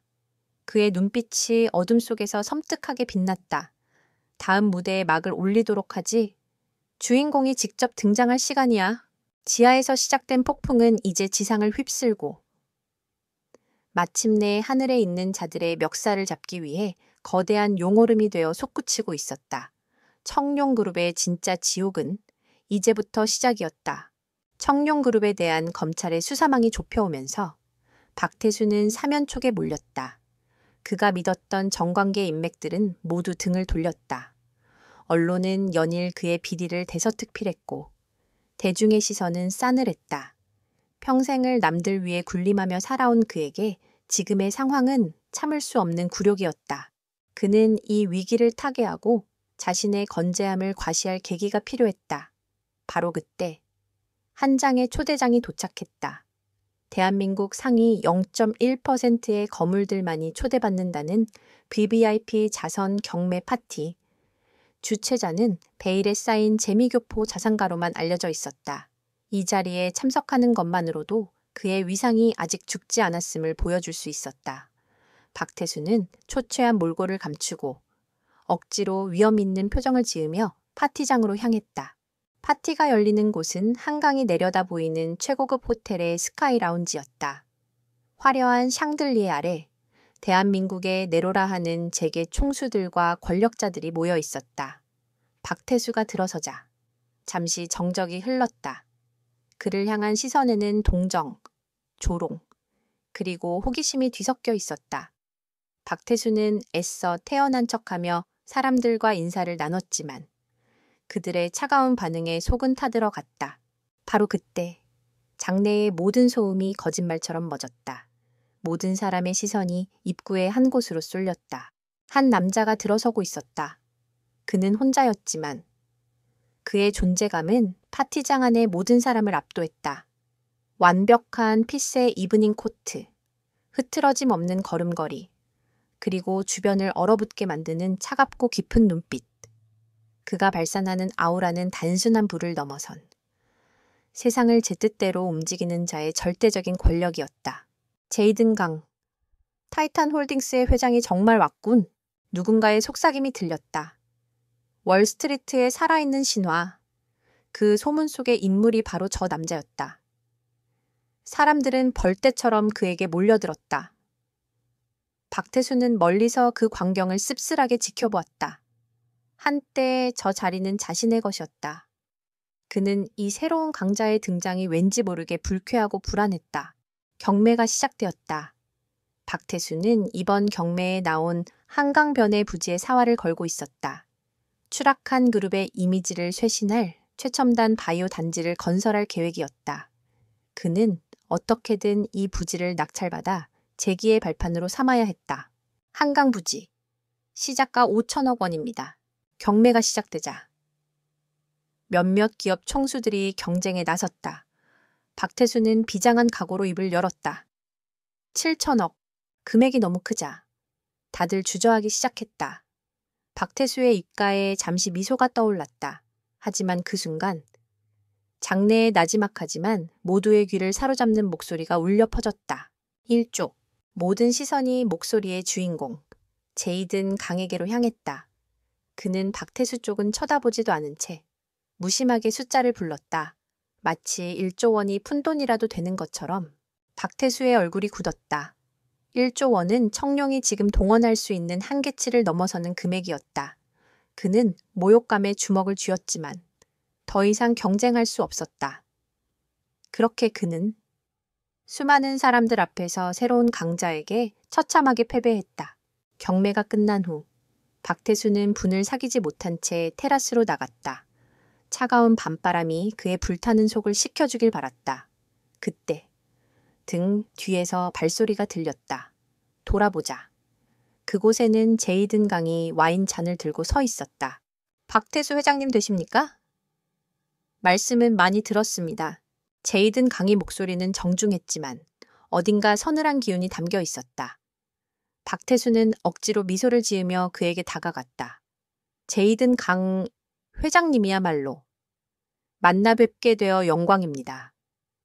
한국 시장에는 어떤 일로 오셨습니까? 글쎄요. 오래전에 잃어버린 것을 되찾으러 왔다고 할까요? 제이든 강은 한강의 야경을 바라보며 나지막이 말했다. 그의 눈빛은 강물보다 더 깊고 어두웠다. 어떤 이들은 과거의 빚을 갚기 위해 돌아오기도 하죠. 박태수는 그의 말뜻을 이해할 수 없었다. 하지만 본능적인 위기감이 그의 등골을 스쳤다. 이 남자는 위험했다. 아까 경매건은 아주 인상적이었습니다. 그 부지에 특별한 계획이라도 있으신지? 아니요, 별 계획은 없습니다. 그냥 회장님께서 저걸 간절히 원하시는 것 같아서요. 제이든 강은 천천히 고개를 돌려 박태수를 정면으로 마주했다. 그의 입계는 희미한 미소가 걸려 있었지만 눈은 전혀 웃고 있지 않았다. 사람이 간절히 원하는 것을 눈앞에서 빼앗겼을 때 어떤 표정을 짓는지 궁금했거든요. 박태수의 얼굴에서 미소가 사라졌다. 이것은 명백한 도발이었다. 지금 무슨 뜻으로 하는 말입니까? 15년 전 비가 오는 날이었죠. 제이든 강이 툭 던진 한마디에 박태수의 심장이 쿵 하고 내려앉았다. 그의 머릿속에 잊고 있던, 아니, 잊으려고 했던 과거의 한 장면이 안개처럼 피어올랐다. 한 젊은 남자에게 말했었죠. 벌레만도 못한 놈이라고. 그놈이 할 수 있는 건 사랑하는 여자의 인생에서 영원히 사라지는 것뿐이라고. 박태수의 눈이 경악으로 커졌다. 그의 온몸이 굳어갔다. 눈앞에 이 남자, 월스트리트의 제왕이라 불리는 이 인물이 15년 전 자신이 짓밟아 버렸던 그 가난한 고학생의 얼굴과 겹쳐 보이기 시작했다. 설마 너는... 제이든 강은 와인잔을 내려놓고 한 걸음 더 박태수에게 다가갔다. 그리고 그의 귓가에 지옥의 사자처럼 속삭였다. 오랜만입니다. 박태수 회장, 나 강민준입니다. 순간 박태수의 세상이 무너져 내렸다. 믿을 수 없는 현실 앞에 그의 뇌는 생각을 멈췄다. 죽었거나 어딘가에서 비참하게 살고 있을 거라 여겼던 벌레. 자신이 완벽하게 제거했다고 믿었던 과거의 오점이 상상조차 할 수 없는 거대한 괴물이 되어 그의 눈앞에 서 있었다. 그는 그제야 깨달았다. 베트남 프로젝트의 실패, 갑작스러운 원자재 가격 폭등, 악의적인 루머, 그리고 검찰의 압수수색. 이 모든 것이 우연이 아니었다. 이 모든 것이 눈앞에 이 남자가 15년간 준비해온 거대한 복수극의 일부였다. 내 놈이. 박태수의 목소리는 공포로 갈라져 나왔다. 그는 뒷걸음질 치다 테라스 난간에 부딪혔다. 평생 느껴본 적 없는 원초적인 공포가 그의 온몸을 지배했다. 민주는 그런 그를 경멸적으로 내려다보았다. 이제야 상황 파악이 좀 되나 그의 목소리는 얼음처럼 차가웠다. 당신 아들이 공들인 프로젝트는 내 손가락 하나로 무너뜨린 장난감에 불과해. 당신의 목을 조르고 있는 검찰은 내가 던져준 먹이를 물었을 뿐이고. 민주는 다시 박태수에게 얼굴을 가까이 가져갔다. 그의 눈빛은 복수심에 불타는 짐승의 그것이었다. 나는 당신에게서 모든 것을 빼앗을 거야. 당신이 나에게서 모든 것을 빼앗아 갔던 것처럼 당신의 돈, 당신의 회사, 당신의 명예, 그리고 당신이 신처럼 군림하던 당신의 그 오만한 자존심까지. 마지막에는 당신이 내 앞에 무릎 꿇고 당신이 단 한 번도 보여주지 않았던 자비를 구걸하게 만들어주지.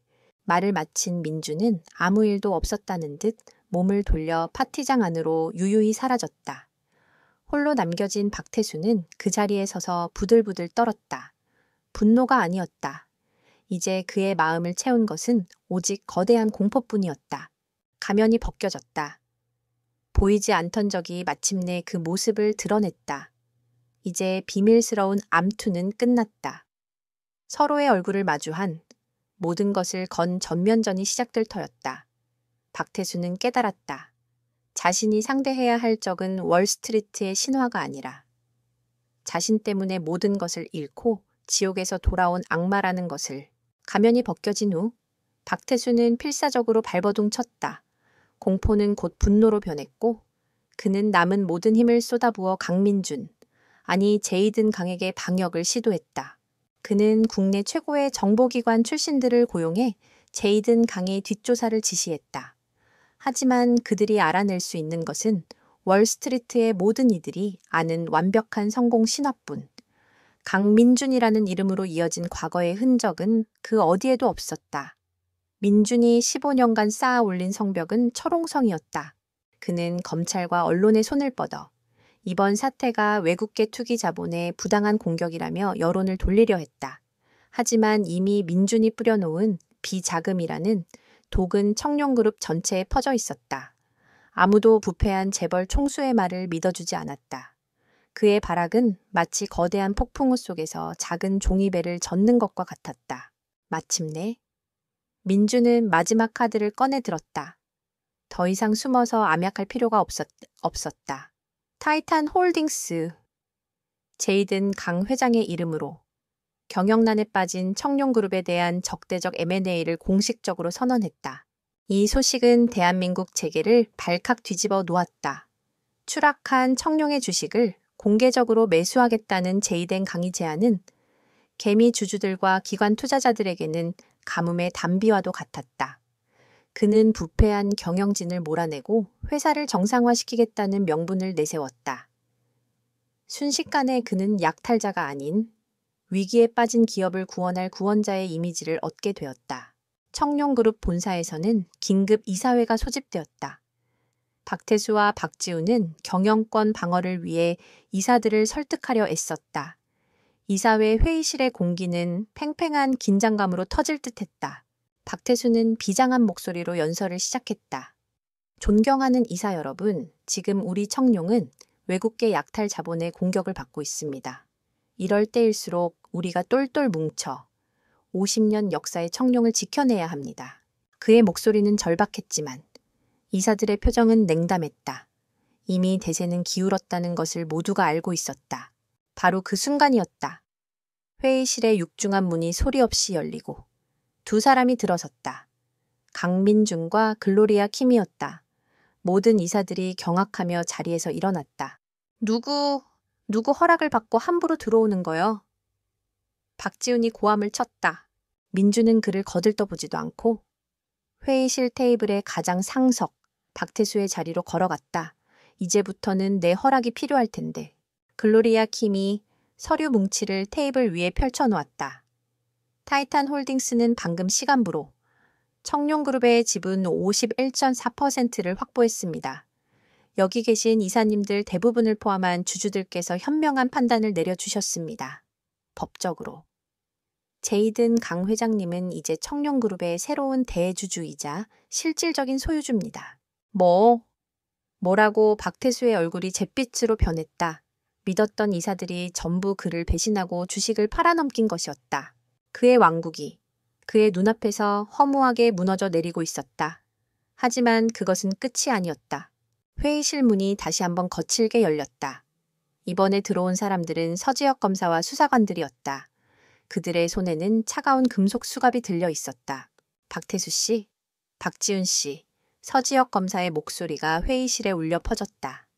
특정 경제범죄 가중처벌 등에 관한 법률 위반, 뇌물공여, 주가 조작, 그리고 살인교사 혐의로 두 분을 긴급 체포합니다.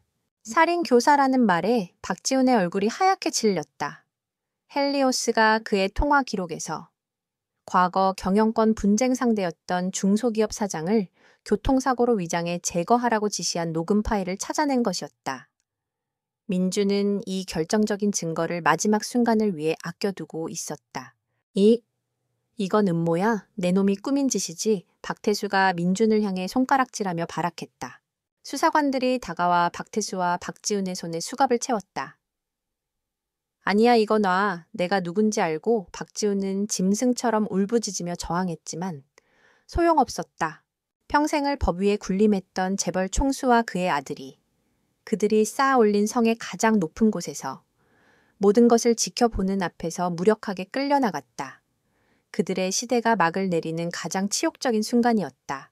민주는 그 모든 광경을 얼음처럼 차가운 눈으로 아무런 표정 없이 지켜보았다. 며칠 후 서울구치소의 특별 면회실. 수의를 입은 박태수는 완전히 다른 사람이 되어 있었다. 오만했던 재벌 총수의 모습은 온데간데 없고 모든 것을 잃은 패배한 늙은이만이 앉아 있었다. 유리병 너머로 민준이 나타났다. 박태수는 충혈된 눈으로 민준을 노려보았다. 내 놈. 원하는 게 대체 뭐냐? 돈이냐 회사냐 다 가져가 다 줄 테니 제발 여기서 꺼내줘. 민준은 희미하게 웃었다. 돈 회사. 그런 건 나에게 아무런 의미도 없어. 그는 유리벽에 손을 댔다. 내가 정말 원했던 게 뭔지 아직도 모르겠나. 민준의 목소리는 조용했지만 박태수의 심장을 꿰뚫는 힘이 있었다. 나는 당신 아들이 내 딸의 뺨을 때렸을 때, 당신이 내 아내의 등에 발길질을 했을 때, 그 순간 당신들의 목숨을 끊어버리고 싶었다. 하지만 그건 너무 쉬운 복수지. 그는 박태수의 눈을 똑바로 보며 말했다. 나는 당신이 평생을 바쳐 쌓아 올린 이 모든 것들이 당신이 벌레만도 못하다고 무시했던 한 남자의 가족에 대한 사랑 때문에 무너졌다는 사실을 깨닫게 해주고 싶었어. 박태수의 눈동자가 절망으로 흔들렸다. 당신은 제이든 강희돈에 진 게 아니야. 당신은 15년 전 당신이 짓밟았던 강민준의 분노에 진 거다. 당신의 탐욕과 잔인함이 결국 당신 자신을 파멸시킨 거라고. 민준은 자리에서 일어났다. 더 이상 할 말은 없었다. 당신은 평생을 이 감옥 안에서 당신이 저지른 짓을 후회하며 살게 될 거다. 당신이 내 아내와 딸에게 주었던 지옥보다 더 끔찍한 희망 없는 지옥 속에서. 민준은 뒤돌아 면회실을 나갔다. 등 뒤에서 박태수의 절규가 들려왔지만 그는 돌아보지 않았다. 구치소 밖은 눈부신 햇살이 쏟아지고 있었다. 기자들이 그를 향해 몰려들었지만 그는 아무 말 없이 차에 올랐다. 차창 밖으로. TV 뉴스에서는 청룡그룹의 완전한 몰락과 박씨 일가의 구속 소식을 떠들썩하게 전하고 있었다. 한 시대가 끝났다. 잔인하고 추악했던 왕국은 폐허가 되었다. 이제 그 폐허 속에서 그가 구해야 할 단 두 사람에게로 갈 시간이었다. 길고 길었던 복수가 끝나고 이제야 비로소 그의 진짜 이야기가 시작될 참이었다. 복수의 광풍이 휩쓸고 지나간 서울은 거짓말처럼 고요했다. 세상은 청룡그룹의 몰락과 새로운 주인인 제이든 강이 등장으로 떠들썩했지만 그 모든 소음의 중심에 있던 남자는 도시의 가장 높은 곳에서 사라졌다. 민주는 모든 것을 내려놓았다. 제이든 강이라는 이름, 타이탄 홀딩스의 회장이라는 직위, 그리고 지난 15년간 그를 지탱해온 지독한 복수심까지. 그는 낡은 청바지와 평범한 스웨터를 입고 15년 전의 강민준으로 돌아갔다. 그는 홀로 서영과 하나가 사는 낡은 연립주택으로 향했다. 그의 심장은 금방이라도 터져 나올 것처럼 격렬하게 뛰고 있었다. 수십억 달러의 거래를 성사시킬 때도, 거대한 제국을 무너뜨릴 때도 느껴보지 못했던 두려움이었다. 녹슨 철문 앞에 서서 그는 몇 번이고 심호흡을 했다. 손을 들었다가 차마 문을 두드리지 못하고 다시 내리기를 수차례. 마침내 그는 결심을 굳히고 삐걱거리는 문을 조심스럽게 두드렸다. 누구세요? 문틈으로 지치고 경계심 가득한 목소리가 흘러나왔다. 그리고 문이 열렸다. 시간이 멈췄다. 문 앞에 서 있는 사람은 이서연이었다. 15년이라는 세월이 그녀의 얼굴에 흔적을 남겼지만 민준의 심장에 각인된 그 모습 그대로였다. 그녀는 눈앞의 남자를 보고 숨을 멈췄다. 너무나도 익숙하면서도 낯선 얼굴. 그녀가 평생을 그리워하고 원망했던, 죽었다고 생각했던 그 남자가 유령처럼 서 있었다. 서연아. 민준의 목소리는 갈라져 나왔다. 그 한마디에 서연의 눈동자가 세차게 흔들렸다. 그녀는 저도 모르게 뒷걸음질 쳤다. 머릿속에서는 최근 며칠간 세상을 뒤흔들었던 뉴스가 스쳐 지나갔다. 청룡그룹의 붕괴, 아버지와 동생의 구속, 그리고 그 중심에 있던 제이든 강이라는 남자. 퍼즐 조각들이 순식간에 맞춰지며 끔찍한 그림을 완성했다. 당신이었어. 전부. 그녀의 목소리는 공포와 충격으로 떨리고 있었다. 민주는 고개를 끄덕였다. 그의 눈에는 깊은 슬픔과 미안함이 가득했다. 미안해. 너무 늦게 와서. 정말 미안해. 그는 작은 방 안으로 들어섰다. 15년 만에 마주한 두 사람 사이에는 너무나도 길고 깊은 강이 흐르고 있었다. 왜 이제 와서 나타난 거야? 내가 어떻게 살았는지 알기나 해. 서연의 눈에서 원망 섞인 눈물이 흘러내렸다. 당신이 날 버렸다고 생각했어. 당신이 죽었다고도 생각했어. 난 매일이 지옥이었어. 민주는 그녀의 모든 원망을 받아내며 고통스럽게 입을 열었다. 그는 15년 전 그날 밤의 진실을 이야기했다며 했다. 어떻게 강제로 배에 실려 낯선 땅에 버려졌는지, 어떻게 다시 돌아오면 그녀가 위험해질 것이라는 협박을 받았는지, 그리고 어떻게 지난 15년을 오직 그녀와 아이를 되찾겠다는 일념 하나로 버텨왔는지. 그의 이야기가 이어지는 동안 서연은 흐느낌을 멈추고 그를 바라보았다. 그의 얼굴에는 그가 겪었을 지옥 같은 세월이 고스란히 새겨져 있었다. 이야기가 끝났을 때 두 사람 사이에는 무거운 침묵만이 남았다. 서연의 마음속에서 원망은 사라졌지만 그 자리를 채운 것은 더 큰 혼란과 슬픔이었다. 바로 그때 현관문이 열리며 하나가 들어왔다. 엄마, 나와. 하나는 방 안에 있는 낯선 남자를 보고 말을 멈췄다. 소녀의 눈에는 즉각적인 경계심이 떠올랐다. 누구세요? 하나는 엄마를 보호하려는 듯 서연의 앞을 가로막고 섰다. 민주는 딸을 보았다. 자신과 서연을 반씩 닮은 아이. 모진 세상 속에서 스스로를 지키기 위해 가시를 세운 작은 고슴도치 같은 아이. 그의 심장이 아려왔다. 하나야! 이 사람은 서연이 차마 말을 잇지 못했다. 민주는 스스로 입을 열었다. 그는 무릎을 굽혀 딸과 눈높이를 맞췄다. 만나서 반갑다. 하나야, 나는 강민준이라고 해. 네 아버지란다. 아버지 하나의 입가에 냉소가 걸렸다. 내 아버지는 15년 전에 우리 엄마를 버리고 도망간 쓰레기라고 들었는데요. 이제 와서 무슨 낯으로 나타나셨어요. 소녀의 말은 날카로운 비수처럼 민준의 가슴에 박혔다. 그는 그 어떤 비난보다 아팠다. 네가 그렇게 생각하는 거. 당연해. 내가 아무 말도 못할 만큼. 너랑 네 엄마는 힘들었을 테니까. 민주는 변명하지 않았다. 그는 그저 딸의 상처를 인정했다. 하지만 한 가지만 알아주렴. 나는 단 한순간도 너희를 잊은 적이 없어. 이 세상 전부를 적으로 돌리더라도 너희를 되찾고 싶었어. 하나는 흔들리지 않았다. 그래서 복수라도 하셨나 보죠. 뉴스에서 매일 떠드는 것처럼.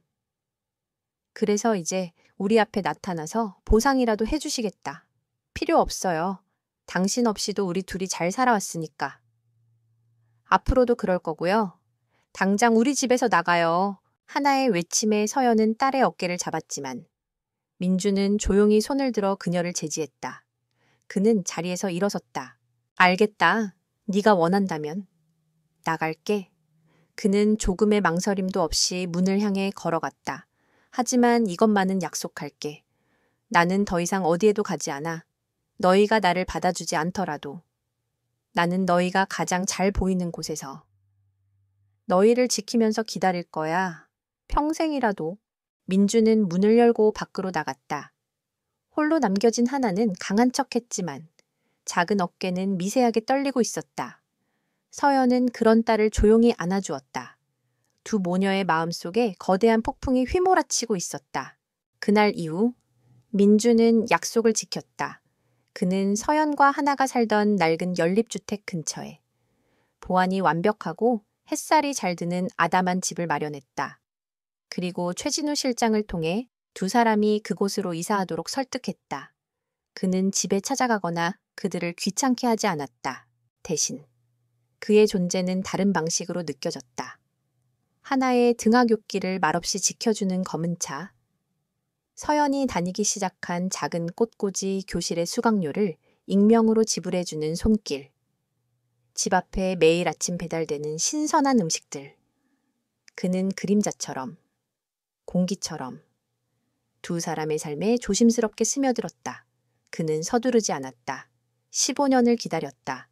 앞으로의 평생을 더 기다릴 수도 있었다. 어느 비 오는 저녁, 하나가 학교를 마치고 집으로 돌아오는 길이었다. 갑자기 쏟아지는 비에 소녀는 어쩔 줄 몰라 하며 처마 밑에 서 있었다. 그때 검은 우산 하나가 소녀의 머리 위로 펼쳐졌다. 고개를 들자 그곳에 민준이 서 있었다. 그는 아무 말 없이 딸의 책가방을 대신 들어주었다. 두 사람은 말없이 빗속을 걸었다. 집 앞에 다다랐을 때 하나가 처음으로 민준에게 입을 열었다. 왜 매일 와요? 네가 걱정돼서? 바보 같아요. 하나는 그렇게 쏘아붙이고 집 안으로 뛰어들어갔다. 하지만 그날 밤 하나는 창문 커튼 뒤에 숨어 비를 맞으며 돌아서는 민준의 뒷모습을 한참 동안 바라보았다. 소녀의 얼어붙었던 마음의 강에 아주 작고 따뜻한 균열이 생기기 시작했다. 폭풍이 지나간 자리에는 새로운 땅이 드러나고 있었다. 그 땅에 사랑의 씨앗을 다시 심고 싹을 틔우기까지는 아직 많은 시간과 인내가 필요할 터였다. 하지만 기나긴 밤이 지나고 마침내 희미한 새벽의 빛이 비치기 시작하고 있었다. 3년 후 시간은 강물처럼 흘러 상처를 씻어내고 폐허가 된 땅 위에 새로운 싹을 트이웠다. 강민준이 일으켰던 거대한 폭풍은 이제 사람들의 기억 속에서 희미한 전설처럼 남아있을 뿐이었다. 청룡그룹은 타이탄 코리아라는 새로운 이름 아래 완전히 다른 기업으로 재탄생했고 박씨 일가는 역사의 뒤향일로 쓸쓸히 사라졌다. 서울의 소음에서 벗어난 남해의 한적한 바닷가 마을, 그곳에 하얀 2층 집 한 채가 그림처럼 서 있었다. 그 집에 볕이 잘 드는 거실에서 세 사람의 웃음소리가 주말 아침에 햇살처럼 퍼져나가고 있었다. 아빠, 제발 그 80년대 팝송 좀 끄면 안 돼요. 제 감성이 메말라가는 것 같아요. 20살, 이제 어엿한 미대생이 된 하나가 인상을 찌푸리며 말했다. 소녀의 얼굴에서 더 이상 과거의 그늘과 가시는 찾아볼 수 없었다. 그 자리에는 20살의 생기와 장난기 어린 애정이 가득했다. 민주는 일부러 더 과장된 몸짓으로 턴테이블의 볼륨을 높였다. 하나야, 이게 바로 시대를 초월한 명곡이라는 거다. 너의 그 최신 가요는 3년만 지나도 아무도 기억 못할걸. 세상에. 엄마, 아빠 좀 말려줘요. 저러다 동네 창피해서 못 살겠어. 하나의 투정에. 주방에서 향긋한 커피를 내리고 있던 서연이 웃음을 터뜨렸다. 그녀는 3년이라는 시간 속에서 잃어버렸던 빛을 완전히 되찾았다. 그녀의 얼굴에는 평온과 행복이 깃들어 있었고 작은 꽃집을 운영하며 되찾은 소박한 일상을 사랑했다. 내버려 둬라. 하나야, 내 아빠 저러는 거 뭐 하루 이틀이니. 서연은 커피 2잔을 들고 민준의 곁에 앉아 그의 어깨에 머리를 기댔다. 민준은 아내의 이마에 부드럽게 입을 맞췄다. 이 평범하고 따스한 아침. 그는 이 순간을 위해 15년을. 아니, 평생을 바쳐 싸워왔다. 지난 3년은 쉽지만은 않은 시간이었다. 얼어붙었던 마음을 녹이고. 무너진 신뢰를 다시 쌓아 올리는 데에는 많은 인내와 노력이 필요했다. 민주는 서두르지 않고 묵묵히 기다렸다. 상처 입은 아내와 딸의 곁을 그림자처럼 지키며 그들이 스스로 문을 열고 나올 때까지 그의 진심은 마침내 닿았다. 하나는 그를 아빠라고 부르기 시작했고 서연은 다시 그의 손을 잡고 웃을 수 있게 되었다. 그들은 비로소 진짜 가족이 되었다. 그날 오후 세 사람은 차를 몰아 근교의 한 추모 공원으로 향했다. 서연의 어머니, 오혜림이 잠들어 있는 곳이었다. 과거 박씨 일가에게 이곳은 굴욕과 상처를 확인하는 의식의 장소였지만 이제는 아니었다. 민주는 하얀 국화꽃 한 다발을 들고 아내와 딸의 손을 잡고 묘비 앞에 섰다. 그는 처음으로 장모의 사진을 정면으로 마주했다. 서연을 꼭 닮은 온화한 미소였다. 그는 조용히 무릎을 꿇었다. 장모님, 처음 인사드립니다. 강민준입니다. 그의 목소리는 미세하게 떨리고 있었다. 너무 늦게 찾아뵈어 죄송합니다. 15년간 서연이와 하나를 제대로 지켜주지 못해서 죄송합니다. 하지만 이제 약속드립니다. 제 남은 평생을 바쳐 두 사람을 세상에서 가장 행복하게 만들어주겠습니다. 하늘에서 부디 지켜봐 주십시오. 그의 진심 어린 인사에 서연과 하나의 눈시울이 붉어졌다. 서연은 남편의 어깨를 조용히 감싸 안았다. 과거의 아픔은 사라지지 않았지만 이제 그들은 그 아픔을 함께 보듬고 나아갈 수 있었다. 며칠 후 서울. 민주는 오랜만에 공식 석상에 모습을 드러냈다. 타이탄 코리아의 회장으로서가 아닌 하나 재단의 이사장으로서였다. 재단은 그의 딸 하나의 이름에서 따왔다. 오늘은 하나 재단에서 설립한 빛을 찾는 집회 개소식이 있는 날이었다. 이곳은 가정폭력 및 부당한 권력의 희생자들에게 법률 지원, 심리 상담, 그리고 안전한 쉼터를 제공하는 곳이었다. 단상에 선 민주는 수많은 카메라 플래시를 받으며 담담하게 입을 열었다. 저는 한때 거대한 어둠과 싸우기 위해 저 자신이 더 깊은 어둠이 되어야 한다고 생각했던 사람입니다.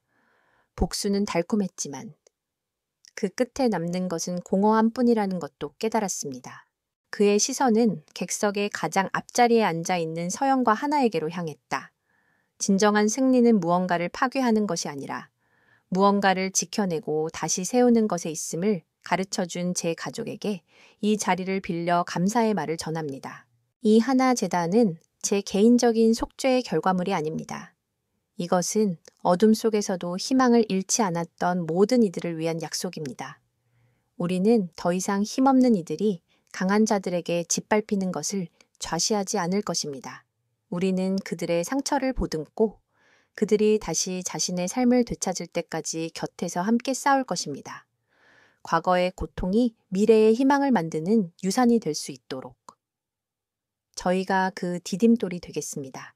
그의 연설이 끝나자 우레와 같은 박수 소리가 터져 나왔다. 서연과 하나는 누구보다 밝게 웃으며 그에게 박수를 보내고 있었다. 민주는 깨달았다. 그의 진정한 복수는 박씨 일가를 파멸시킨 그 순간이 아니라 바로 지금 이 순간에 완성되고 있다는 것을. 그날 저녁, 세 사람은 다시 남해의 집으로 돌아왔다. 저녁 노을이 바다를 황금빛으로 물들이고 있었다. 그들은 신발을 벗어 들고 부드러운 모래사장을 따라 나란히 걸었다. 아빠, 오늘 연설 진짜 멋있었어요. 꼭 슈퍼히어로 같았어요. 하나가 민준의 팔에 팔짱을 끼며 말했다. 고맙구나, 딸. 민준은 딸의 머리를 쓰다듬었다. 서연은 말없이 민준의 손을 꼭 잡았다. 그 손의 온기만으로도 모든 것이 전해졌다. 15년의 지옥 같은 시간, 모든 것을 건 복수, 그리고 마침내 되찾은 평화, 긴 꿈을 꾼 것만 같았다. 민준은 걸음을 멈추고 자신의 양옆에 서 있는 아내와 딸을 바라보았다. 그의 세상, 그의 우주, 그의 모든 것이었다. 사랑해. 그가 나지막이 속삭였다. 서연과 하나가 그를 보며 환하게 웃었다. 그 미소는 세상 그 무엇과도 바꿀 수 없는 그의 가장 위대한 유산이었다. 세 사람의 그림자가 석양 아래 길게 늘어졌다. 길고 길었던 폭풍의 밤이 지나고 마침내 그들의 삶에 영원한 아침이 밝아오고 있었다. 복수의 이야기는 끝났지만 사랑의 이야기는 이제부터가 시작이었다.